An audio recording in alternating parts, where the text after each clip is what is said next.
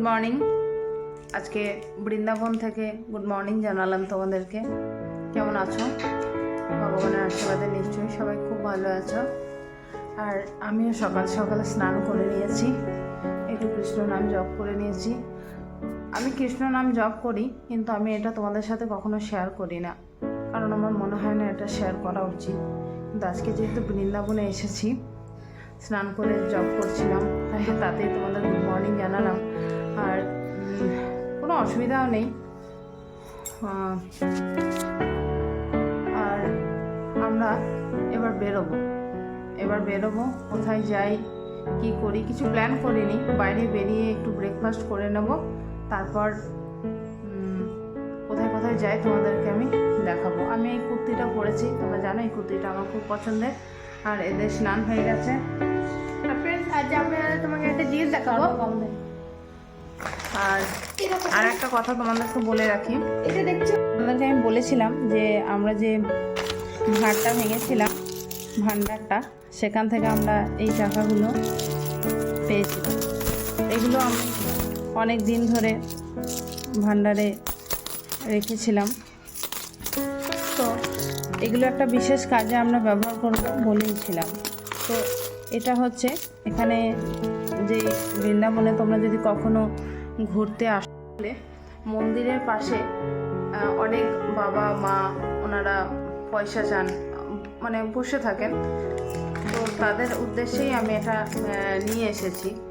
কালকে কিছু দান করেছি, কিন্তু তোমাদের সাথে শেয়ার করিনি, কারণ আমি এই জিনিসগুলো একদমই পছন্দ করি না। কোনো কিছু দান কিছু কাউকে দিলে যে শেয়ার করে তোমাদেরকে জানাতে হবে, এটা আমার একদম ভালো লাগার জিনিস নয়। তাই আমি কখনো তোমাদের সাথে এরকম ধরনের জিনিস শেয়ার করিনি। যেহেতু তোমাদেরকে বলে রেখেছিলাম ভান্ডারটা ভাঙার পর এটা বিশেষ কাজে ব্যবহার করব, সেই কারণেই তোমাদের সাথে একটু শেয়ার করলাম ব্যাপারটা, এতটাই। তো আমরা এবার বেরিয়ে যাব, কোথায় যাই কি করি সব কিছু তো তোমরা দেখতে পাবে।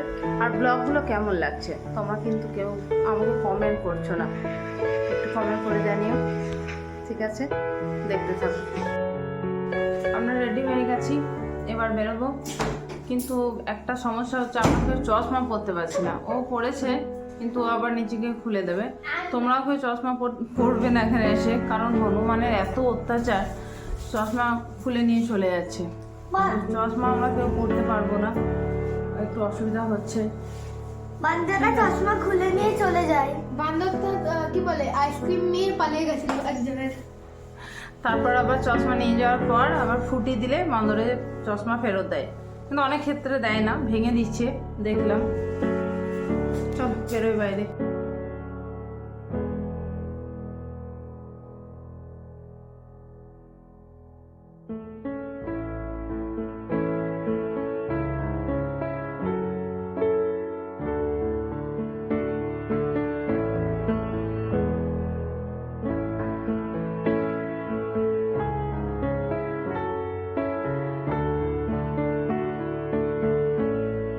আমরা এখন নিধিবনে পৌঁছে গেছি, কিন্তু অসম্ভব ভিড়। এই ভিড়ের মধ্যেও আমরা নিধিবন কিন্তু দেখতে ছাড়িনি। তোমরা দেখো, ভালো লাগবে। নিধিবন সম্পর্কে তোমরা সবাই জানো, তাও আমি একটু তোমাদেরকে বলে রাখি। এই নিধিবনে এলে কিন্তু মনটা খুব শান্ত আর পবিত্র হয়ে যায়, কারণ আমরা জানি এই নিধিবনে শ্রীকৃষ্ণ আর রাধামা তার গোপীদের সাথে লীলা করেন। তো এটা সত্যিই খুব শান্তিপূর্ণ আর পবিত্র জায়গা।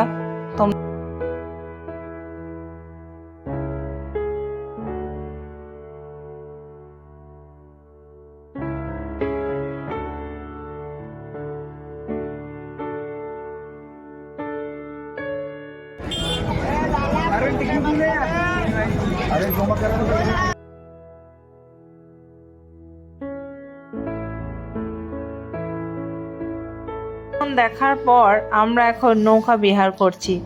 এটা বাবুতোজোর খুব পছন্দের। আর ওই দূরে দেখা যাচ্ছে কেশিঘাট। জানি না তোমরা কতটা বুঝতে পারছো, আমরা কিন্তু সচক্ষে কেশিঘাট দেখে এলাম।